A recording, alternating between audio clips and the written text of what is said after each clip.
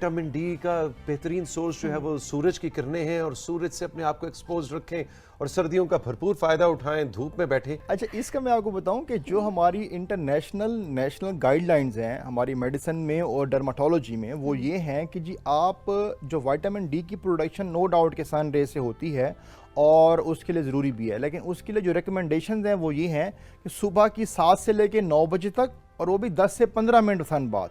अच्छा, सुबह की मॉर्निंग में या इवनिंग में 5 to 7, वो भी 10 to 15 मिनट सन बाद जो है ना वो रिकमेंडेड है। उसमें भी आप कोशिश करें कि जो आपका फेस और बाकी एरियाज हैं वो एक्सपोज ना हो।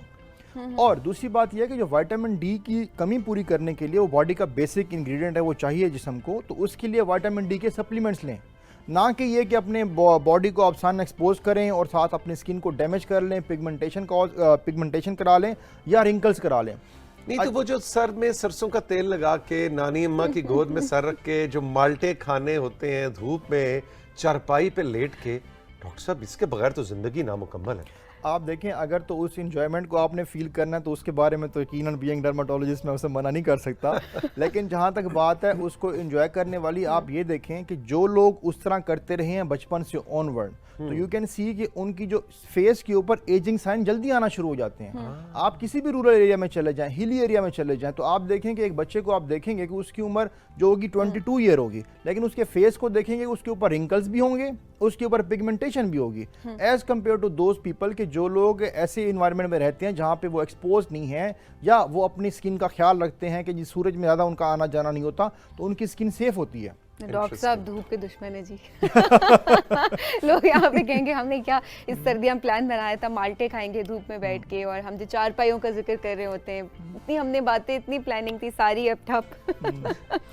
अच्छा, इसमें एक और चीज़ आपको बताऊं कि स्पेशली जो आजकल स्नोफॉल का सीज़न हुई भी है, आ भी रहे हैं, और लोग हमारे बड़ा सैर करने के लिए जाते हैं स्नो इसमें हिली एरियाज़ में, तो स्नोफॉल में भी आपने अपनी स्किन का ख्याल रखना है। ठीक है। इंटरेस्टिंग बात यह है कि जो जब आप स्नोफॉल के या आप ऐसे इलाके में जाते हैं जहाँ पे बर्फ़ पड़ी होती है, वहाँ पे आप डबल एक्सपोज हो जाते हैं सन रेज के। अच्छा, एक आपके ऊपर डायरेक्ट सन रेज आ रही होती हैं, दूसरी जो स्नो से रिफ्लेक्ट होकर आ रही होती हैं। ओके, मतलब आम अगर सपोज के सॉइल है या मट्टी है या पहाड़ है, वहां पे अगर सन रेज पड़ेंगी तो वहां से रिफ्लेक्ट होकर वापस नहीं आती, लेकिन अगर स्नो पड़ी हुई होगी तो स्नो से सन रेज रिफ्लेक्ट होकर वापस आपके आती हैं, फेस के ऊपर भी, आपकी बॉडी के ऊपर भी। अच्छा, तो you need to be more careful. अच्छा, यही वजह है कि अब हम अभी आजकल क्रिकेट मैचेस में भी हम देख रहे हैं कि चाहे इंग्लिश क्रिकेटर्स हैं, पाकिस्तानी क्रिकेटर्स हैं, उन्होंने सन ब्लॉक का इस्तेमाल बहुत ज़्यादा, क्योंकि उन्होंने पूरा दिन फील्ड के अंदर सन से एक्सपोज रहना होता है। जी बिल्कुल, और सन ब्लॉक उन्होंने बहुत, तो इस सन ब्लॉक का ताल्लुक कोई सर्दी गर्मी से नहीं है, ये डायरेक्ट सन रेज से है। अच्छा, सन ब्लॉक का बिल्कुल सर्दी गर्मी से ताल्लुक नहीं है, सन रेज से डायरेक्ट है। जिस तरह से मैंने पहले बताया आपको कि सर्दियों में हमने मॉइस्चराइजर का इस्तेमाल ज़्यादा करना है, इसी तरह से गर्मियों में हमने सन ब्लॉक का इस्तेमाल ज़्यादा करना है। ठीक है। होता क्या है सर्दियों में, गर्मियों में ये होता है कि सन रेज में जो सन रेज आ रही होती हैं उसमें अल्ट्रावायलेट रेज की इंटेंसिटी ज़्यादा होती है गर्मियों में। ओके। इसी तरह से सर्दियों में भी होती है। जो आप बात करें कि सर्दियों में भी सन ब्लॉक ज़रूरी है, वो भी ज़रूरी है, नो डाउट, लेकिन उसमें होता क्या है कि जी हम लोग ये समझते हैं कि चूंकि सर्दियां हैं, इसकी धूप जो है वो हेल्थ के लिए बेहतर है, स्किन को डैमेज नहीं करेगी, तो हमें सन ब्लॉक नहीं चाहिए। ऐसा बिल्कुल भी नहीं है। सन ब्लॉक आपको सर्दियों में भी चाहिए। सन रेज जो सर्दियों में होती हैं उनमें भी अल्ट्रावायलेट रेज होती हैं जो कि आपकी स्किन को डैमेज करती है। थैंक यू वेरी मच, बहुत बहुत शुक्रिया, एंड आई एम हैप्पी कि लोगों की रहनुमाई हुई आपकी गुफ्तगू में।